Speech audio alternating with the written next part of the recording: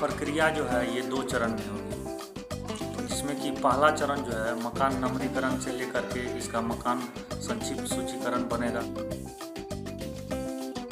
दोस्तों नमस्कार, मैं अमित सागर, अमितपुरम ब्लॉक में आपका स्वागत है। आइए दोस्तों, आज मैं आपको लेके चलता हूँ जातीय जनगणना ट्रेनिंग सेंटर पर। बिहार में जातीय जनगणना होने जा रही है, वहाँ प्रगणक और पर्यवेक्षक को ट्रेनिंग दिलाया जा रहा है।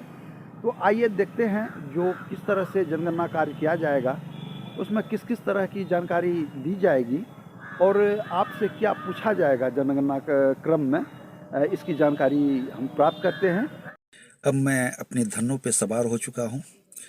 चलिए अब आपको जातीय जनगणना प्रशिक्षण स्थल पर लेके चलता हूँ। देखिए वहाँ पर हम लोगों को क्या क्या जानकारी मिलती है। दोस्तों 1941 में जातीय जनगणना की गई थी, लेकिन उन्हें प्रकाशित नहीं किया गया था। 1951 से 2011 तक सिर्फ SC/ST को अलग से दर्शाया गया था। हम प्रशिक्षण स्थल पर पहुंच चुके हैं।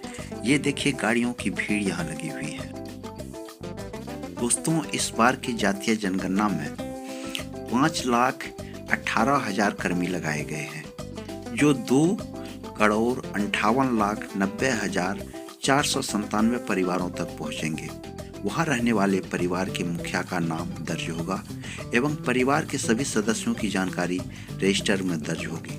जगह जगह टेबलें लगाई गई है, जहां पर्यवेक्षक एवं प्रगणक अपना अपना पत्र प्राप्त कर रहे हैं। जातीय जनगणना के फॉर्म पर परिवार के मुखिया का नाम एवं उनका हस्ताक्षर अनिवार्य होगा। इस जनगणना के माध्यम से सरकार मोबाइल फोन ऐप के जरिए हर परिवार का डेटा डिजिटल इकट्ठा करने की योजना भी बना रही है। हमारे सामने राकेश कुमार मेहता जी हैं, जो मास्टर ट्रेनर भी हैं ये गणना कार्य के। आइए इनसे हम बृहद रूप में जानते हैं। राकेश बाबू, आप हमको बताएंगे जो ये जनगणना प्रक्रिया जो होगी ये कितने चरण में और कैसे होगी? जनगणना प्रक्रिया जो है ये 2 चरण में होगी, तो जिसमें कि पहला चरण जो है मकान नंबरीकरण से लेकर के इसका मकान संक्षिप्त सूचीकरण बनेगा, फिर इसी में नजरी नक्शा भी बनेगा। और ये 7 जनवरी से लेकर के 21 तारीख को ये समाप्त होगी। ये पहला चरण। दूसरा चरण जो है ये 1 अप्रैल से शुरू होकर के 30 मई तक जो है ये इंड होगा। पहली चरण में जो है ये नक्शा बनाना और मनुष्यों की गिनती, नजरी नक्शा बनाना और आदमी का गिनती करना, आदमी का वो दूसरा चरण में होगा।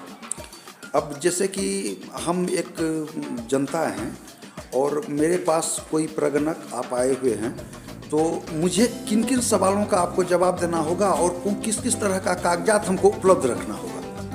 आपके पास नजरी नक्शा सबसे इम्पोर्टेंट है फर्स्ट फेज के लिए, और इसमें आता है मकान सूचीकरण के लिए, जो कि आपको कौन सा किनके पास आवासीय है, किनके पास गैर आवासीय है, कौन बेघर परिवार है, इन सभी के बारे में आपका सारा ब्यौरा एकत्रित करना पड़ेगा।